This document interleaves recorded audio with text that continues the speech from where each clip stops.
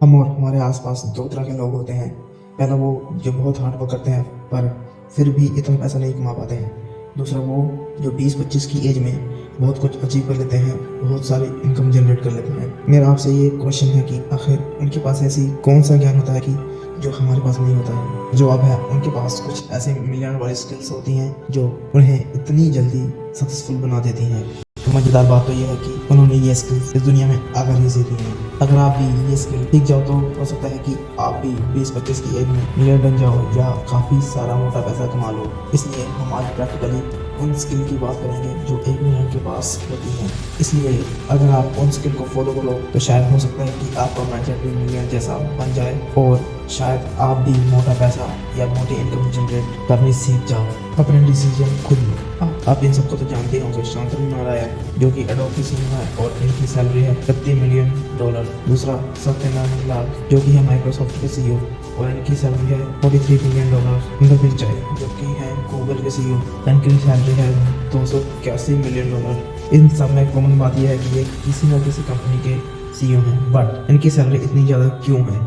इसका सबसे बड़ा कारण है कि मेन डिसीजन, कंपनी के जो मेन डिसीजन होते हैं वो ये लेते हैं, इसलिए इनकी सैलरी इतनी ज़्यादा होती है। कि कंपनी फ्यूचर में क्या करेगी, कंपनी की ग्रोथ कैसे होगी, ये सब डिसीजन बड़े बड़े जो होते हैं वो इन्हीं को लेने पड़ते हैं, यही लेते हैं। स्किल सिर्फ कंपनी के सीईओ में नहीं बल्कि हर मिलियनर में होती है। इसलिए आप भी अपनी लाइफ में कुछ ऐसा बड़ा अचीव करना चाहते हो तो अपने डिसीजन खुद लो और सही डिसीजन लो, क्योंकि एक सही डिसीजन ही आपकी लाइफ को ऊपर उठा सकता है या नीचे गिरा सकता है। और आप सही डिसीजन तभी ले सकते हो जब आपको पता होगी क्या गलत है। एग्जाम्पल, जब आप कुछ नया स्टार्ट करते हो आपसे गलत हो जाता है, बहुत बार गलत हो जाता है, फिर समय के साथ आप उसी काम को ठीक तरह से करते हो तो आपको पता चल जाता है कि कौन सा डिसीजन गलत है। इसलिए आपके अंदर सही डिसीजन लेने की कैपेबिलिटी बढ़ जाती है।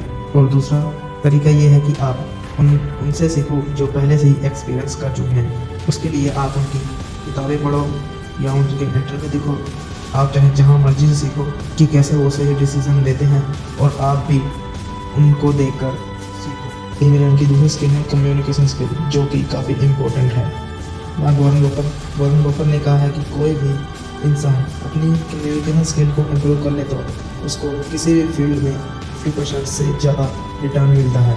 बचपन में उनकी स्किल्स भी बचपन में वॉरेन बफेट की भी कम्युनिकेशन स्किल इतनी अच्छी नहीं थी, इसलिए उन्होंने अपनी 20 की एज में कम्युनिकेशन स्किल्स का कोर्स किया था। आखिर कम्युनिकेशन स्किल इतनी इम्पोर्टेंट क्यों है? आप दूसरों से बात कैसे करते हो, दूसरों से अपनी मुश्किल बातों को आसानी से कैसे मनवाते हो और पब्लिक स्पीकिंग में कितनी अच्छी तरीके से बोलते हो, ये सब कम्युनिकेशन स्किल के ऊपर है।